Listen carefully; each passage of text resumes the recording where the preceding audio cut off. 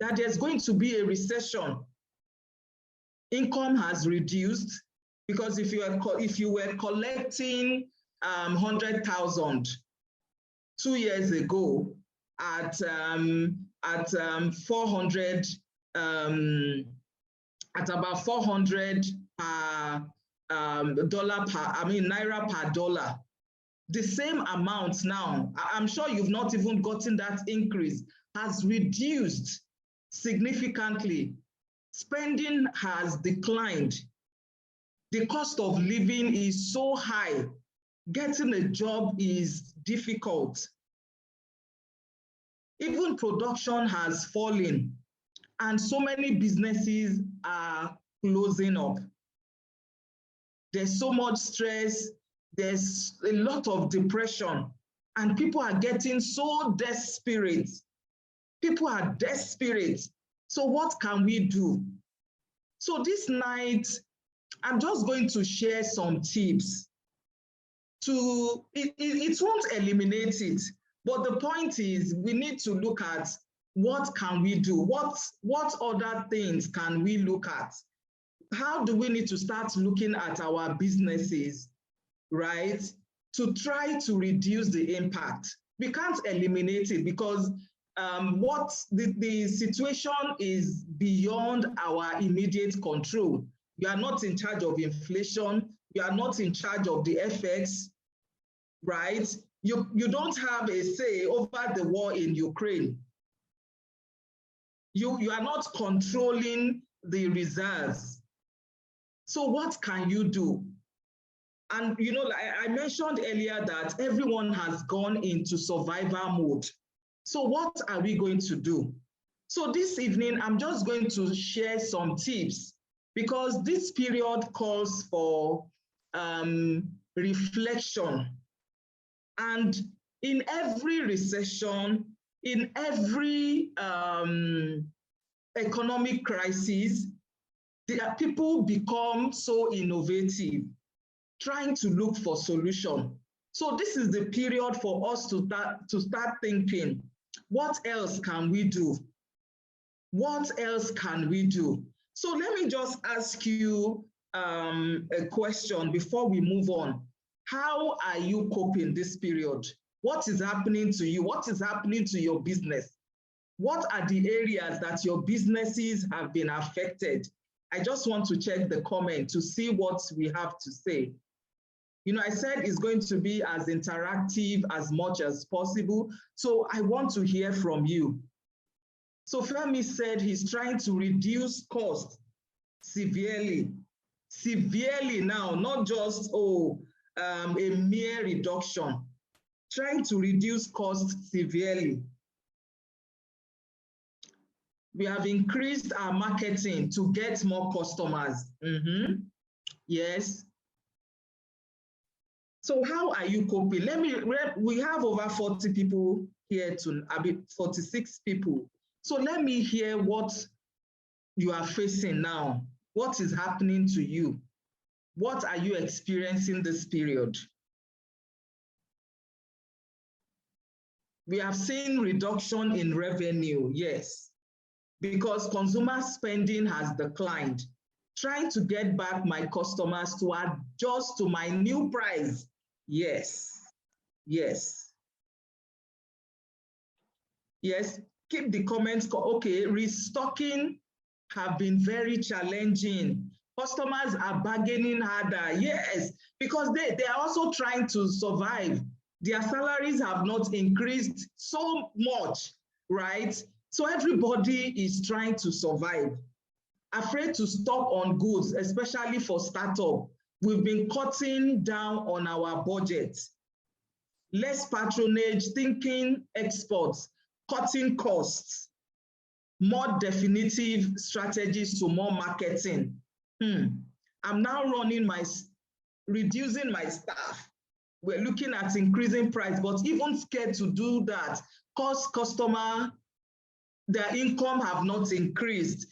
We are facing a lot this period. Yes, and you are all very correct. And like I said, this period, people are trying to think outside the box. And, you know, a number of people are even getting rid of those boxes, right? Because we are all in survival mode.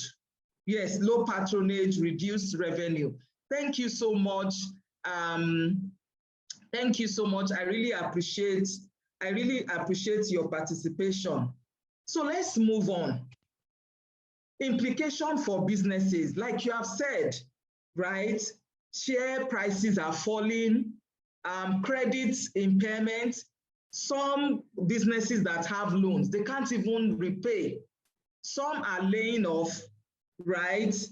And some are even hiring, they are freezing their hiring, right? Just to be able to cope. Some businesses are, you know, they are the brink of bankruptcy, of closing down, right? People are buying less. Businesses are suffering. There is, you know, we are talking about the physical things that we can see. How about the emotional impact,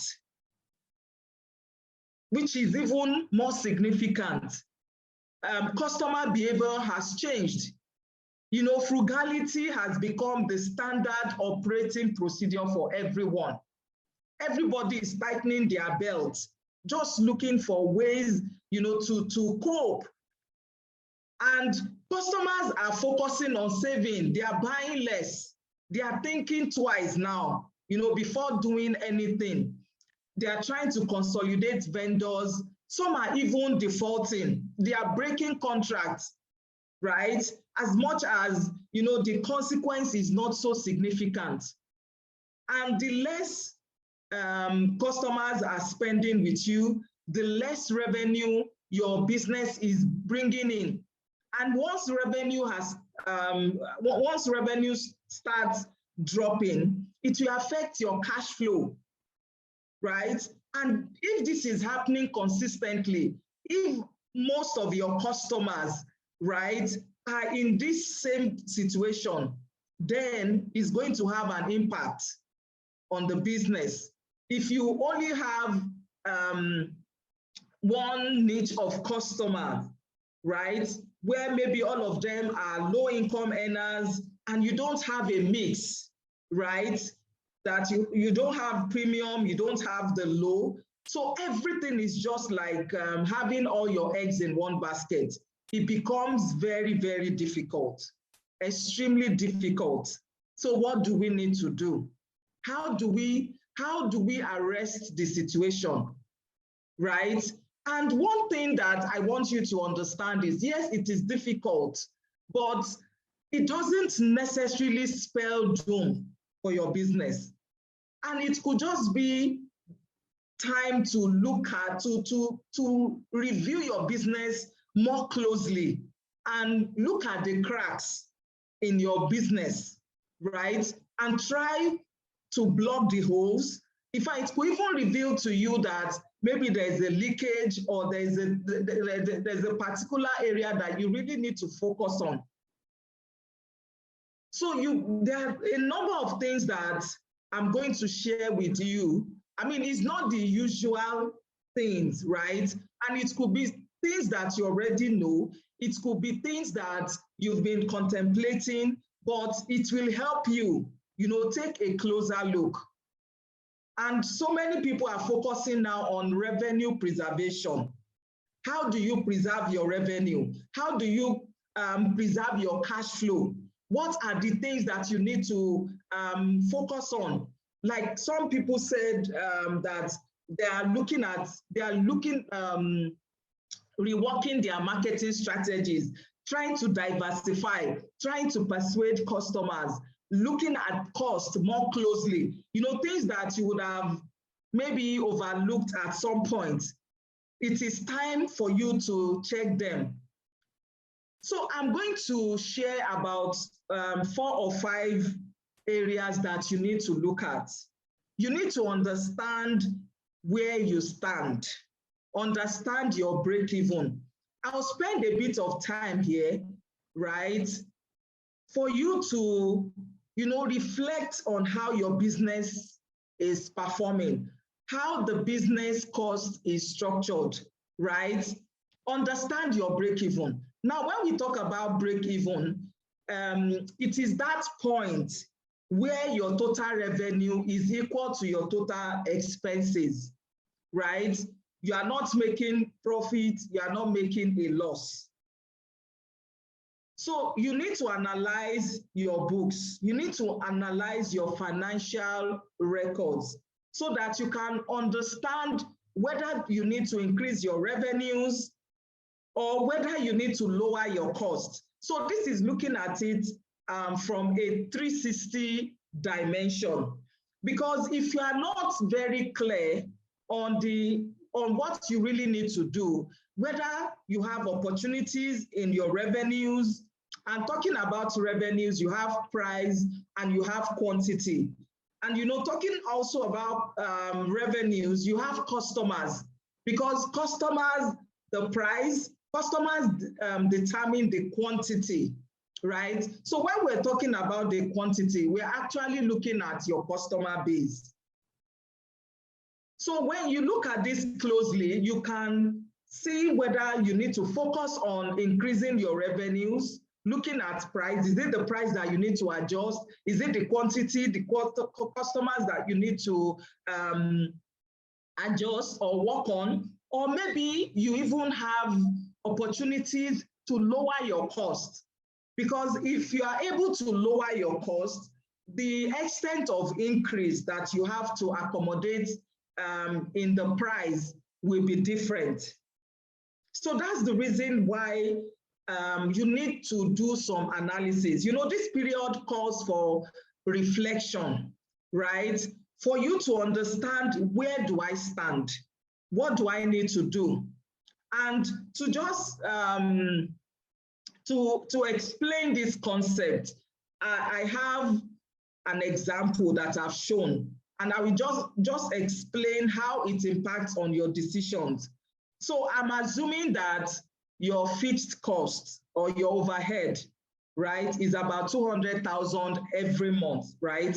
When we talk about fixed costs, we're looking at things like rent, we're looking at salaries, we're looking at your utilities, your water, your electricity bills, things that will not change as the quantity of items you are selling or the service is changing. It won't change in the same manner. Even though at some point, when you've reached a certain growth level, you may need to start thinking about that. But, in the short term, your fixed costs remain the same. For instance, you have a shop, you are paying, let's say 1 million per annum, right? Or 1.2 million per annum, right? Whether you sell an item or you sell 100, right? Your rent is still your rent, right? So let's assume that all the fixed items that I've listed out amounts to 200,000 naira every month, right? And your selling price, I'm just using a very simple example. Let's assume that you just sell one product, right? Your selling price is, let's say 20 naira, right, per item. The variable cost, that's the direct cost, is direct costs are the costs that we change as the volume or quantity of items you're selling increases, right? Now, let's assume that the variable cost is 15 naira and you are selling about 40,000 every month, right? So how much is your revenue? If you multiply 20 by 40,000, that gives you 800,000, right? If you multiply 15 naira by 40,000, it gives you 600,000. And your contribution, your contribution is also your gross profit, right? 800 less 600, that gives you 200,000. And we know that your fixed cost is 200,000, right? So there's no profit. Now, in a situation where the quantity you are selling reduces, maybe because of what is happening, right? it drops to 30,000. Remember that your fixed cost is still 200,000. So your revenue drops to 600, your variable cost drops to 450. That is 15 multiplied by 30,000. You know, it's variable as the quantity increases or reduces, right? Your fixed cost has not changed though. So in this situation now, you are making a loss. So by the time you look at this analysis for your business, right? Now, if you're able to increase the quantity, if you're able to get more customers to buy from you, right, and you do the mathematics again, you are going to make a profit of 25,000 naira. That is after deducting your variable costs and deducting your fixed costs, you have 25,000 naira left, right? I'm using a very simple example so that you can understand the concept. Now, the question now is, what do you need to do?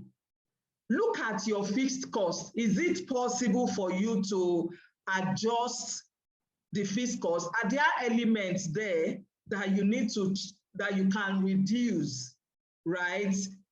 Like maybe your advertising, or even though it could be the last resort, right? Things that are not generating revenue, you need to now start thinking in that manner. Evaluate all the costs you have. How many of those costs are generating revenue?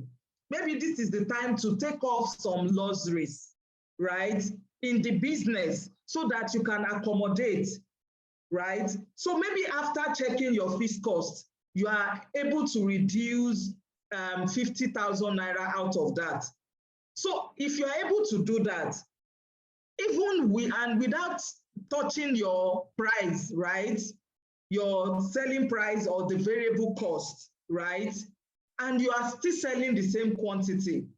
Remember now that because you are able to reduce your fixed cost, then you are able to make profit because you have touched the overhead element. Now, if we take it further, because your profits now, right, there's leverage or there's opportunity for you. That 50,000 that you have reduced, right? You may now start thinking, or let's even assume that your variable cost has increased to, let's say, 18 naira. If you multiply 40,000 by 18 naira, right? There will still be, even though the cost has increased, there is still opportunity. You will still make some moderate profit. So I'm just using this example that you need to evaluate your costs. You need to evaluate your revenues. You need to check what opportunities do you have, right? And also check if you are not able to reduce your fixed costs.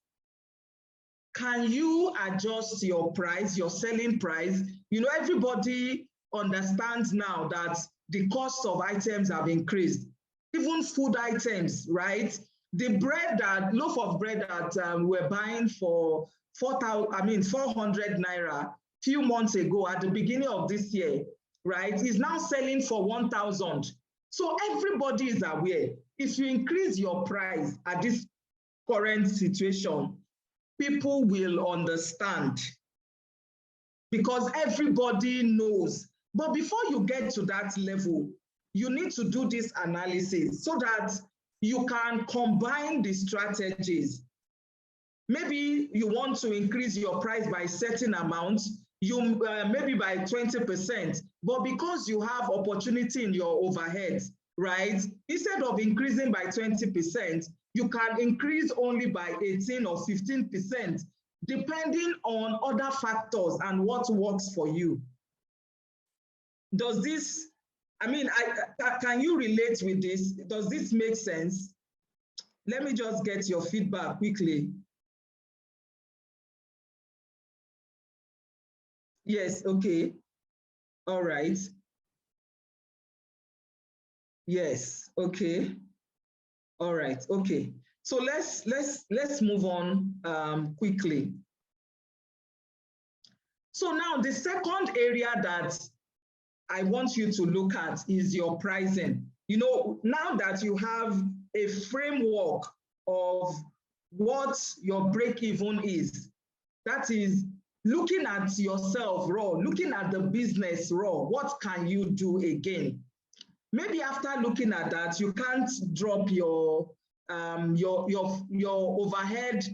You know, at this point in time, you have paid your rent for 1 year or for 2 years. You know, most of these fixed costs are based on contract, and based on the contract, you can't change anything, right? Or if you have to change, you have to pay some penalties that will even make the situation worse. So, and because FX has changed, right? What are the things that you need to do? This is now the period for you to evaluate the FX impact, because I know most of us, we import items either directly or indirectly, or we buy the items in Nigeria, but because of the impact of FX, you know, we are also feeling it. Now, I want you to look at this very carefully. We all know that when you are looking at your selling price, you consider the direct cost of the item, you consider the indirect cost, then you add your profit margin. That is the normal formula. However, in this FX era, you know, I tried to rewrite the formula to make sure that at every point in time, you need to factor FX impact. So I'm rewriting the formula for you, right? To say that your selling price will be your direct cost plus the FX impact plus the indirect cost, right? Then your profit margin. So after adding your FX impact, you can now look at what proportion you want, the percentage you want to add as your profit margin. And that depends on you, it depends on your location, it depends on the competitors, it depends on a whole other factors that, you know, are peculiar to your business, right, that you need to consider. So let's look at an example. So let's assume that the direct cost of an item is 450 naira, and the indirect cost per item. Indirect cost in this sense is that you have a steady number of items you're selling. So you have apportioned the overheads, which is also known as indirect cost. And let's say per item is about 100 naira. So every item, you add 100 naira as the fixed cost recovery, right?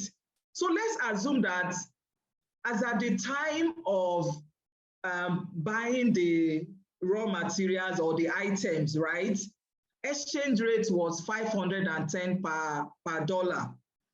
And as, in fact, this has even changed now. Let's just assume that it's now 630. So what do you need to do? You know, I said you have to consider the exchange impact.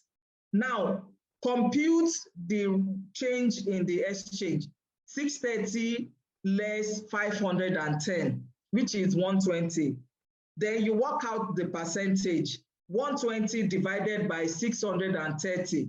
So that gives you 23.5%. So which means that, you know, you can increase your direct cost by 23.5%.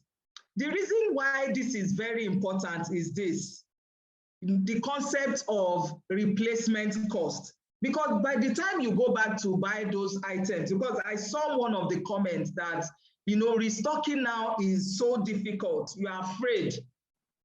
Because if you buy an item now, you are not even sure how much it's going to cost you by the time you want to buy again. So you will need to keep looking at the replacement cost at every point in time. Otherwise, you'll be short of cash to restock those items, right? So now, based on the formula, I said we have to now increase our direct cost by that percentage. 23.5%. So you increase 450 by that, right? You now add your recovery cost that you've calculated somewhere. Then let's assume that your profit margin is 50 naira, right? At the end of the day, you add your 450 plus the FX impact plus the exchange, plus the indirect cost per item, plus your profit. It is now left for you, based on your peculiar circumstance, to check, right? Now, because I've added the FX impact, can I afford to reduce the profit, right? Maybe to still retain your customers, but you need to go through this analysis. You need to go through this process so that you can decide on the best strategy for you to adopt, right? Because it's neither here nor there. The peculiarity of your business is very, very important, right? And like I mentioned, this is the time to start looking at your fixed overhead to see what can be adjusted so that you can manage your pricing and still remain competitive. Some things to consider: do you need that office space that you're using now? Is it possible for you to reduce it? Because we're not sure how long this is going to last, this economic situation. Do you need to start planning? We're going towards the end of the year now. You need to start planning for next year and start considering the cost structure you want to maintain and be as lean as much as possible. Do you need all those staff that you have? I saw someone commented that now they've reduced the number of staff that they have. This is now the time to start thinking, are there things that you can automate, right, that will reduce your cost? What costs can you defer or delay without compromising quality, right? And you may, like we saw, you may need to adjust your overhead so that you can accommodate the FX impact. So let me just quickly ask this question: what are you doing differently? What is working for you at this point in time? What is working for you?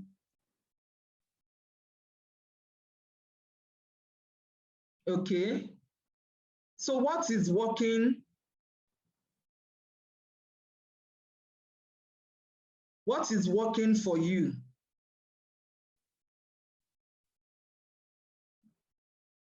Okay, Badmore says, I have certain percentage for profit margin to ensure sustainable profit. So how are you dealing with the situation? Okay, FX impact. So well, I just coined that myself, is to say that the impact of the changes we are seeing in the exchange rate, because you buy raw materials, especially for those that are in the manufacturing space, right? The FX impact, today you've gone to the market, rate is at 510.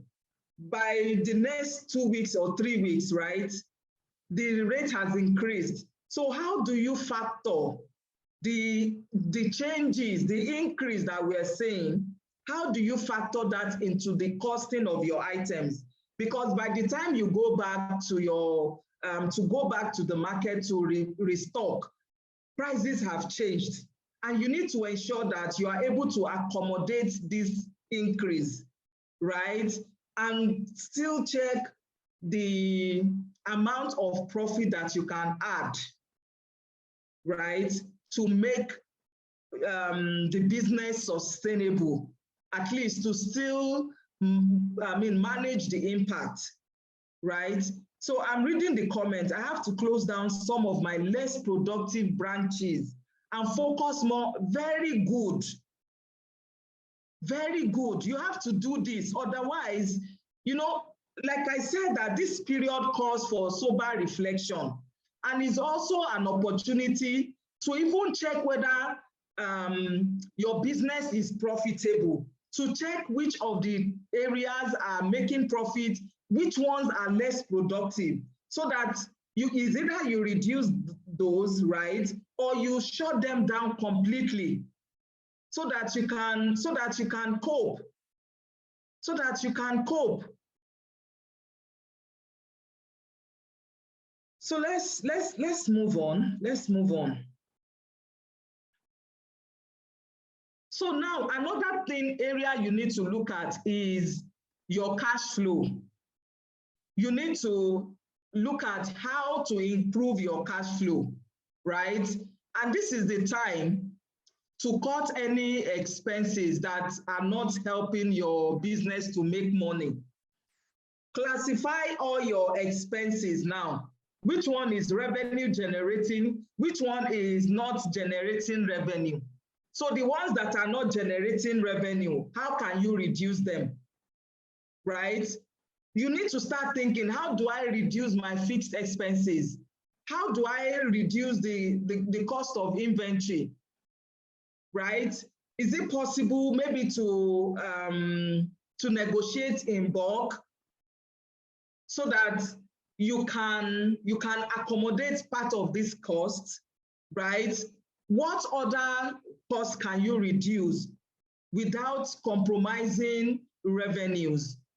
I mean, compromising the quality, right? Do you need to start looking at remote work culture so that you can cut down office rentals? And like I said, you know, some of these thinking and strategies some are not immediate, but it is good to have a plan so that as you're preparing for 2023, you know, you start looking at these things and start preparing. Is like you're starting your budgeting process by taking a deeper look and reflecting on where you are today, because cash is extremely important.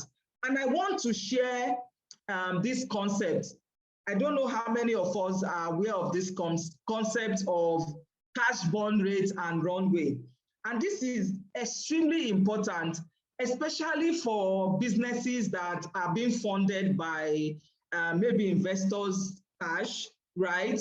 Or maybe you are not, the business has just started and you are not making so much profit, because you need to check the cash that you have now. How long is it going to last? So when you do this evaluation and analysis, then you'll be able to, you will start planning on what do I do? Do I need to go back to the investors? Do I need, you now need to start thinking about option B, plan C, D. If this one fails, what can I run to? So to just quickly touch on this concept, cash burn rate is the pace at which your company is spending money before reaching profitability, or even if you are profitable, right? Based on what is going on now, how long is the cash you have or the cash you are generating? How long is it going to last, right?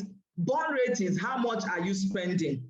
The runway is how many months is the cash you have going to last you in operations, right? So to just give an example, to calculate your burn rate, let's even assume that as at this time you have 15 million in the bank, and every month you are paying 2 million salaries, right? Your distribution cost, let's assume, is 3 million, right? Distribution, marketing, you know, all those costs, and you have 1 million of admin expenses. So this means that your monthly gross burn rate, how much are you spending without considering the revenue you are making, is 6 million. That is 2 plus 3 plus 1. That is, your burn rate is 6 million every month. Now, by the time you now consider the revenue you are making, let's assume you are making monthly revenue of 2 million and your cost of goods sold is 1 million. Your net burn rate, right, is now 5 million. How did I arrive at 5 million? By the time you deduct 2 million from the cost of goods sold, you have 1 million left, right? So if you take that 1 million from the 6 million you are burning every month, your net burn rate is about 5 million, right? So it means that how long is this money going to last? If somebody now asks you, if you go for your investor meeting and they're asking you, what is your runway? How long will the money last? You divide 15 million, right, that you have in the bank now by 5 million. It means that the money will only last for 3 months, right? So if you know this already upfront, right, then you need to start. I'm seeing a comment here. MSME is requesting remote control of your screen. What's this? Hello, I need to, do I need to approve this? No. Please go ahead. No, ma'am. No. Oh, okay. All right. Okay. So you need to look at your cash flow plan. That planning, this period, you have to monitor, in fact, your cash flow, what is happening. Otherwise, the money will just finish without you knowing. So I spoke about looking at your situation, understanding your break even so that you can identify where to touch, whether your revenue, whether price, whether quantity, customers, right, or your expenses and your pricing. If you need to factor the impact of FX, right, I've shown you how to do that. Then your cash burn, I've also explained that here. So let's just move on. Another way of what you can do is to diversify your revenue, right? You need to recession-proof your business. And there are some industries that they are not really feeling the pinch. They are not really feeling it, right? You know, these are the industries that are catering for customers' inelastic needs. Whether the FX is 200, 600, 1,000, we still have to eat. That one, we can't do anything about that. We need to take our bets. There are some hygiene products, right, that we can't do without. There are some things that this period, they are even selling more.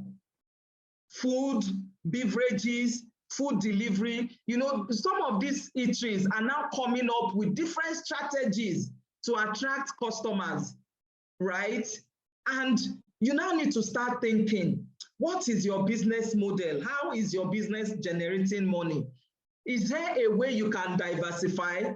We all remember what happened during COVID. Some IT, I know an IT company that started making face masks because that was the need then, right? I know that, you know, the way the recession, the economic downturn is affecting businesses are different, right? However, there's still some essentials like food, utilities, household staples, right? That if you go to, in fact, I observed something. I went to Ikeja Mall. You will notice that the food businesses that have been there for the last 3-4 years, they are still there till today. None of them has closed down. But you can count the number of other businesses that have closed down. You know, the lifespan is like one maximum of 2 years. Businesses in the mall changes. One will close down, another will come. They will try it, it won't work again, they will leave. But there are some businesses that have been there and they are still there today and they will be there tomorrow. So maybe this is the time to start looking at what can I do? How do I what other revenue lines, what other product lines can I add to my business so that, you know, it can act like a backup, like a cash cow to your business. You need to start thinking, about that, you know, this period, so that you see how, you know, this can support your business, right? Event management and the entire supply chain of event management is still working. People are giving birth, people are still doing wedding. You know, Owambe is every Saturday is still going on, right? So you need to start thinking about what other areas. It may not be directly, it could be, you know, being a part of the supply chain, right? Just to cushion the impact of what is happening now. What are the other things that you can do, right? I've talked about improving your profit margins, explore automating your processes. Do you need to start offering semi-essential items, right? You need to broaden your target market. Then you need to start looking at maybe offer a range of price points, right? I know someone that she owns a bakery, right? So this period, what she has done, you know, because you have the premium, she has now she introduced additional points, lower priced items, right? So that, you know, those ones will move faster. Even though she has not stopped the premium part, but she has diversified, she has increased the size, right, of the existing products. You need to manage your customers properly now. You need to engage with them. You need to explain to them, right? This is not the time for you to put them in the dark. Everybody is going through what is happening, but, you know, this is the time for you to move closer to your customers, empathize with them, and I'm sure they will also empathize with you, right? And, you know, the more you do this, the more you connect with them, they will also want to support you and see you succeed, because everyone is going through the same thing, right? So overall, you need to look at your business, look at the hygiene, look at the pre-planning. I spoke about looking at what is going to happen next year. You need to start cultivating, modify your offerings. You need to look at how do you look at your investment portfolio as well. Do you need to invest in some technology that will make things easier, right? Are there campaigns that you need to stop, new ones that you need to introduce, right? These are some of the things that you need to do. And, you know, like I said, this period calls for a whole lot of reflections, reflecting, replanning, cultivating, investing, and look at what works for you. It's not a one-size-fits-all, right? But you need to start from the analysis, evaluate where you are, and see what needs to be done, you know, for you to get to the next level. So just to close up everything, after all said and done, we need to pray for mercy, right? Prayers are powerful, right? And in this period of financial turbulence, because it's very turbulent, I pray that the Lord will make ways for you and your business. He will endow you with wisdom to make the right decisions. And I pray that your business will be delivered from financial depression. Thank you so much. Right. I'll share the link to my book later. And these are my contact details as well.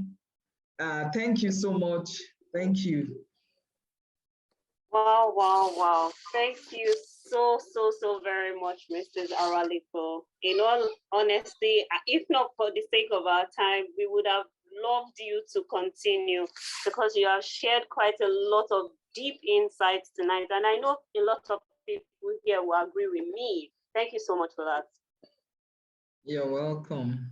Okay, so I believe that people have questions. We will get into the question and answer section, but before we do that, I'd like to make an announcement. And okay, I remember earlier I mentioned something about the Africa Women Innovation and Entrepreneurship Forum. The conference is coming up later in the year, and we have some tickets available.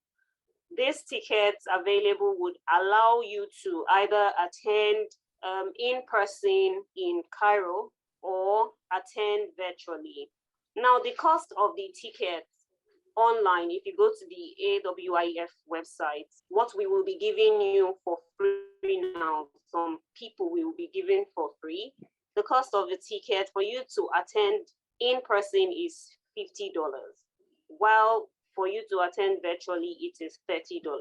So we are giving some people, based on certain criteria, before this meeting ends, we'll be giving some free tickets for people who will be attending the conference. I think that's an amazing one. So right about now, we will be having somebody from my stash team who will be speaking with us in 5 minutes. We have Odun Oshineye. Can we have you? Good evening.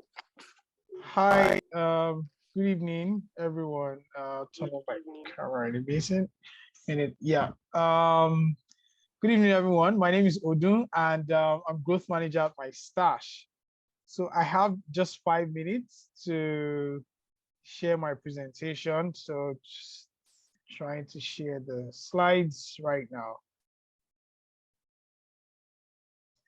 Yeah, so I mean, I have been here since the beginning of this conversation, and honestly, at the beginning, it was slightly depressing to hear all these numbers of small businesses no longer existing and all these things.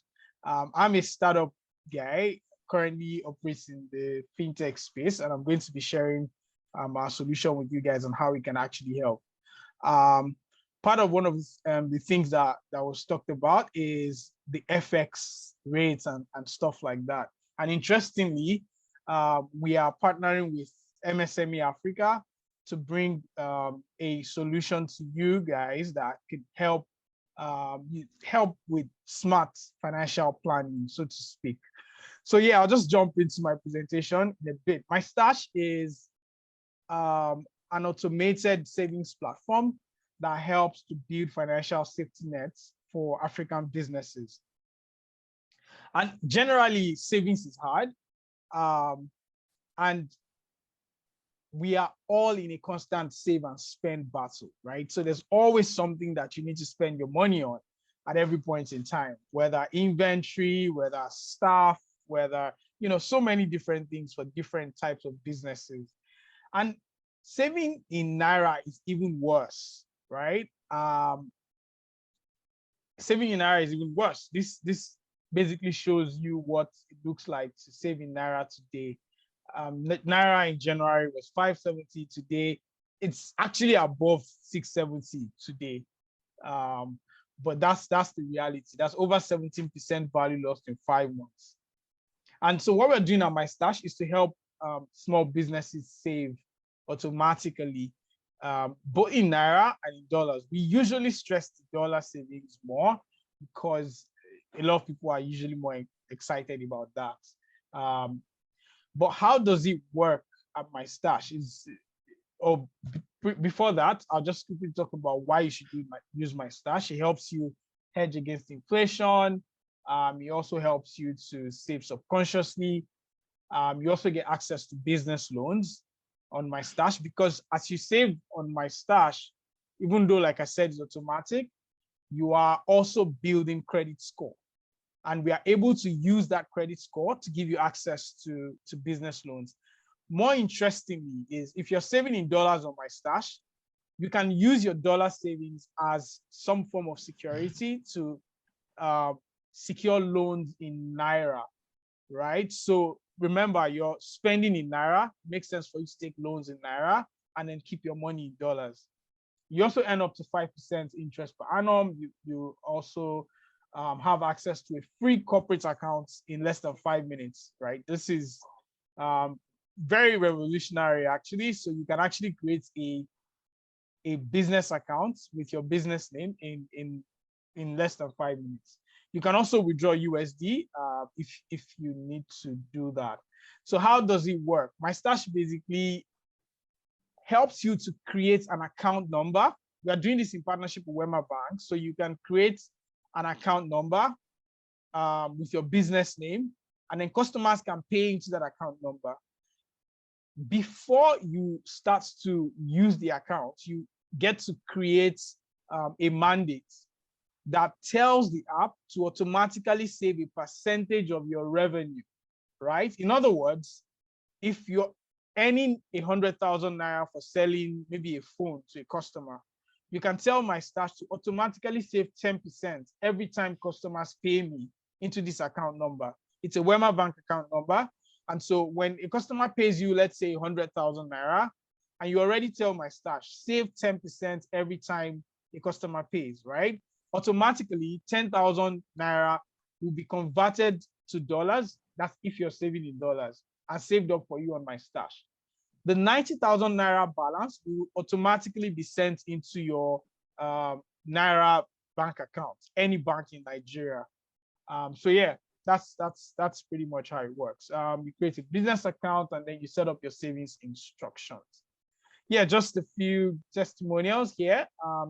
Because it's an automated savings system, customers generally have this experience of not imagining how much they could save within a short period of time. So yeah, that's pretty much it. If there is time for me to take questions, I'm happy to take those questions now. Then I would also drop an interest form in the chat box. Because of time, you can just fill up that form. I will personally reach out to everyone and engage to now bring you on board my Stash. Thank you very much for your time. Mike, All right. over to you, Aramide. Okay. Yeah. Thank you so much. You're welcome. Now we'll get into the question and answer segment, but let me also reiterate that the AWIEF conference tickets that we are giving, your flight tickets for that, for your travel ticket, the bill is on you if you choose to attend in person. But please stay with us. Before we wrap up tonight, we will announce our lucky winner. So let's get into the question and answer segment, because I know we all have quite a lot of things that we want to ask Mrs. Aralepo. That was a beautiful presentation. So you can drop your questions in the chat box, or you can as well use the raise hand option.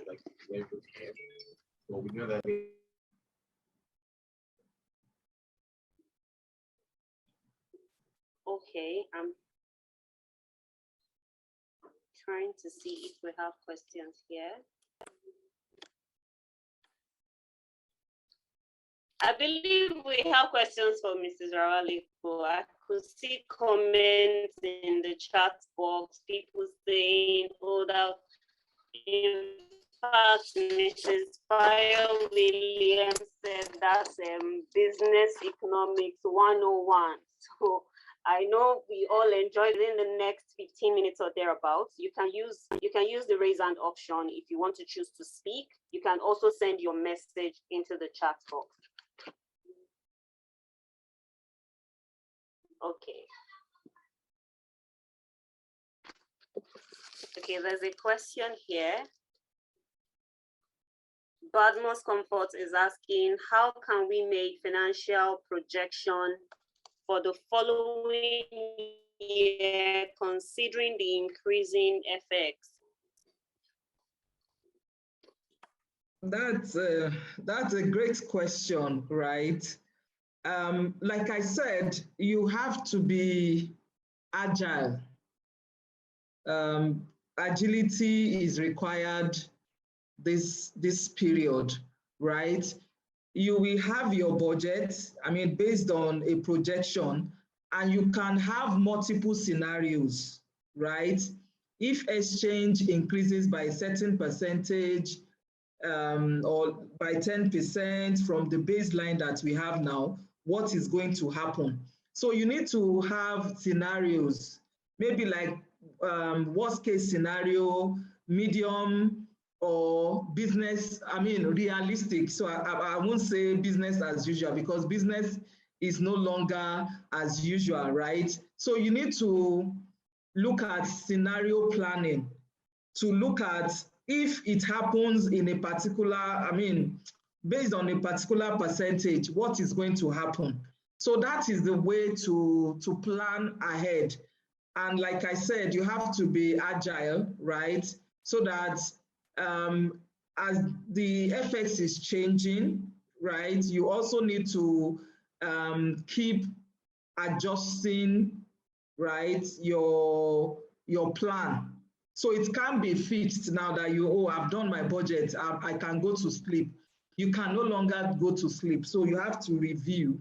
And that was why I said, looking at where you are right now, right, so that it will help you to plan for the future.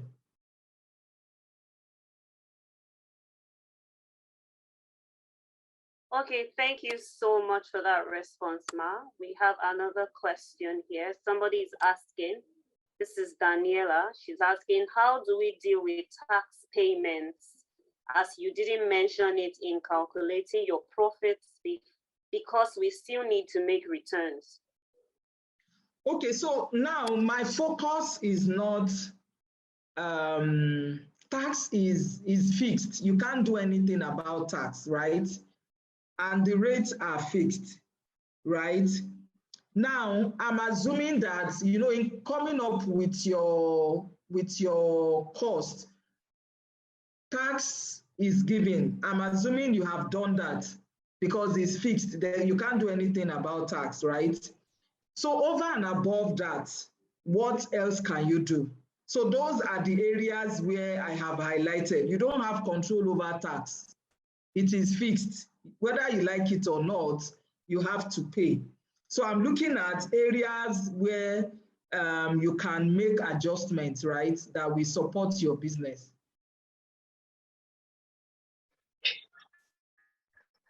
Okay, thank you, Ma. There is somebody trying to talk.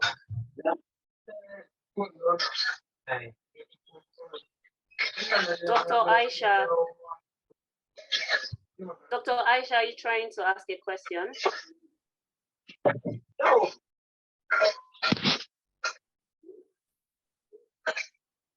Okay. That's fine.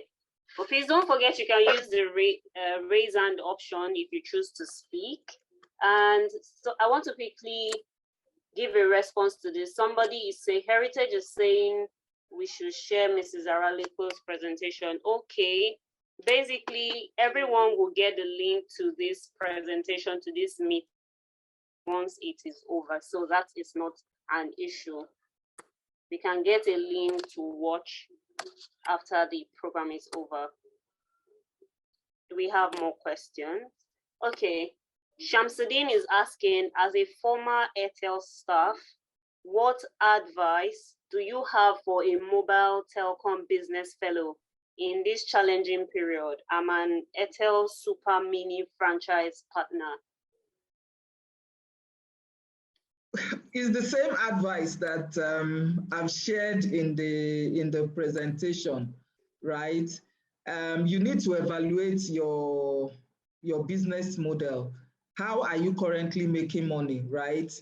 And see how the commission that you are being given, does it cover the cost of doing your business, right? Maybe this is the period for you to, instead of having a physical location, maybe this is the time to look at the e-value option, right? And see how you diversify your distribution model, how you reach out to your customers, right? And see how you minimize your costs, right? So it's the same advice, but you need to pick what works for you. Okay, thank you so much. I can see two people raising their hands, so I guess we have to unmute them.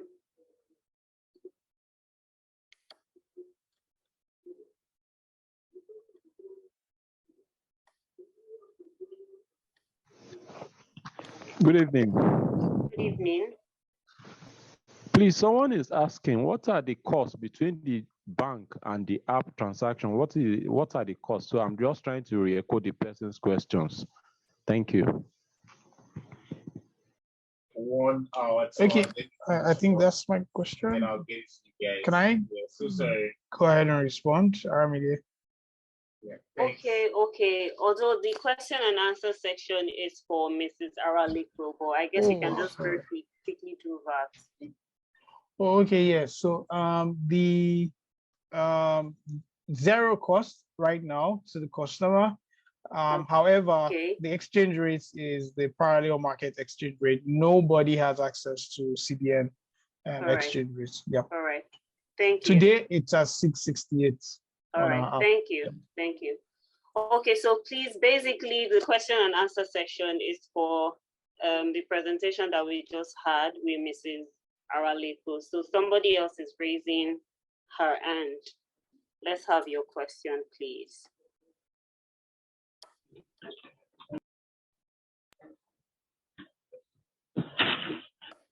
Hello, ma. Good evening, ma. Good evening, ma. Good evening. Yes, ma. My question for Mrs. Aralepo is, I'm into processing of offered rice. I package it.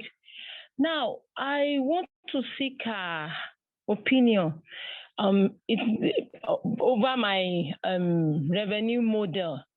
It has got to a time now that getting the rice from the farm the price has increased right from the farmer. At this point now, to sell it in the market now, the price has increased a lot because of the transportation today. Now, my profit now has reduced drastically. What can I do concerning this issue? Because I try to reduce my staff. I also try to go down to the farm myself now for sustainability. I engage myself. I got some land to do it, but yet I'm still not making even with my profit. Okay. Now you've tried reducing your cost, because based on the explanations, you've looked at the cost aspects to see how you can optimize and reduce. I think this is the time for you to increase the price and, try to diversify your customer base. Look at, instead of focusing on one particular area, right? You need to look at other areas where you can sell, because it's not sustainable. At this point in time, you need to increase your price. If you've looked at the cost, which you've explained now, and there's nothing more you can do, you don't have a choice but to increase your price. Okay, ma. And by the time you increase your price, you need to consider do you have steady customers, right? That you are selling to. How do you increase your customer base? That is what you need to start looking at now. Because if you have just concentrated customers, they may not really there's no customer that likes prices being increased. That's the reason why you need to diversify your customer base. But at this point in time, you don't have a choice. And I said everything has increased. So if you increase your price this time, you have an excuse. Okay, ma. Thank you, ma. You're welcome. Okay, thank you so much, everyone. Thank you, Mrs. Aralepo in particular. This will be the end of our question and answer segment, as we have to move on to other things. Thank you so much once again, Mrs. Aralepo. You're welcome. Okay, so right now we have somebody here from Davista Insurance Brokers, and he will be speaking with us for the next 3 minutes. We have Oyebade Opalaye. Can we have you? Yes. Good evening, everyone. Can you hear me clearly? Good evening.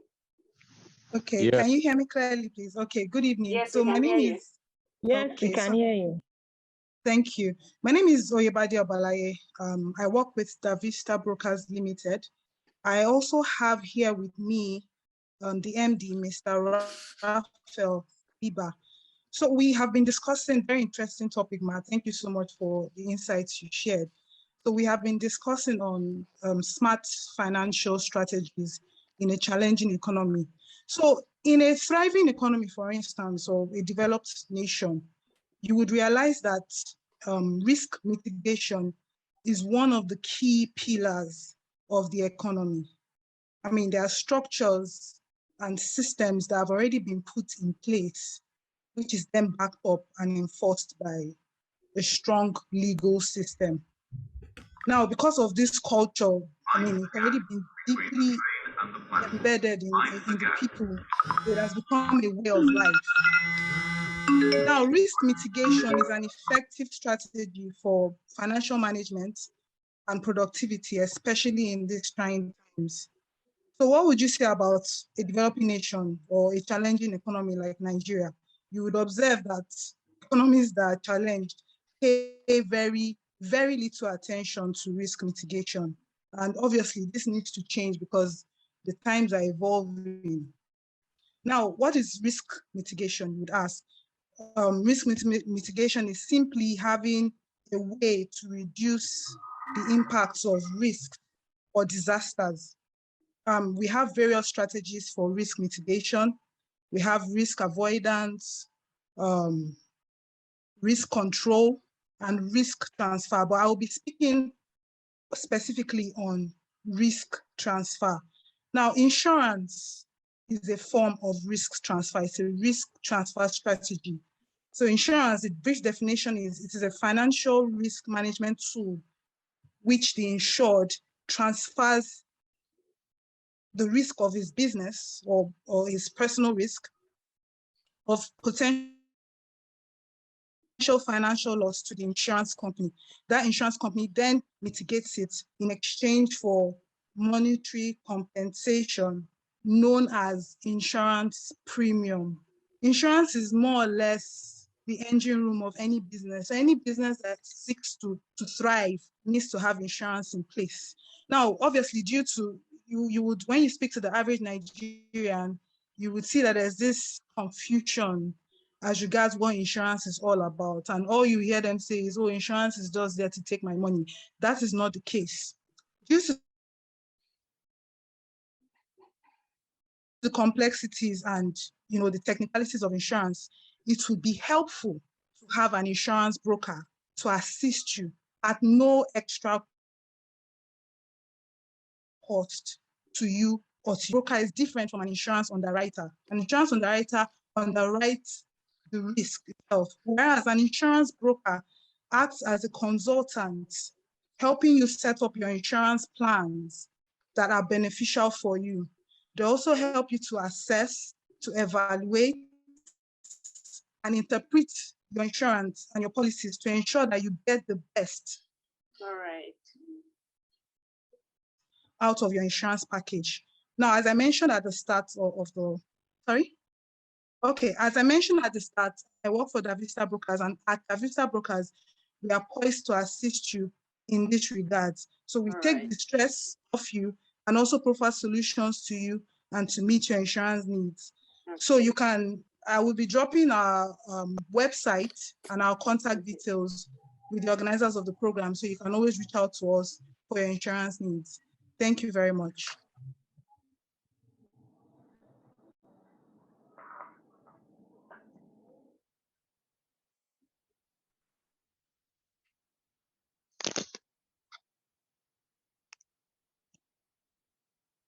Thank you so much. Like I said earlier, we have giveaways for you. We have free tickets, and I'd like to call on Msme to give us the names of people who are winning today's tickets and also give the closing remarks. All right, thank you, Merci. Aramide. Good evening.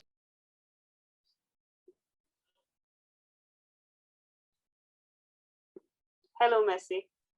Yeah, thank you, Aramide. Good evening, You're everyone. welcome. Once again. All right, a very, very big thank you to Mrs. Aralepo. We really enjoyed your session, man, and for that very impactful section. So now, very quickly to our winners, our ticket winners. So the first person here, we actually, because IEF is a women's female centered conference. So we looked into the participants and we were able to pick the first two people that joined the call this evening. So we have Aisha Wada Abubakar, and we have Ebu Alade. Sorry, let me get the name correctly here. So that is the, okay, Alaba Edu, please. So we have Aisha Wada Abubakar. Please, we will reach out to you later after this call and we will give the details to you. Just give us your details and we will reach out to you. So thank you, everyone. And yes, so we are still very much live in our community. You can join us. I'll be dropping the links now to the community. And yes, for everyone who has been asking for the recording to this session, please, we would send that into the community as well. So it will be available on our YouTube channel. So you can easily watch a replay of this session there. So in absence of any other thing, and the interest form for my start, for everyone who is interested, we'll be sending the link. So Odun already shared the link in the chat box. We would also share the link in the community as well. So to everyone who has been a part of this great session this evening, we'd like to say thank you for coming and we'd love to see you next month. So please stay in touch. We'll be in touch as well. Thank you, Aramide, over to you. All right, thank you so much. Thank you, Messi. Thank you all for joining. Want to thank Mrs. Aralepo and every other person here. Thank you so much. We hope to see you next time. Bye. Bye, everybody.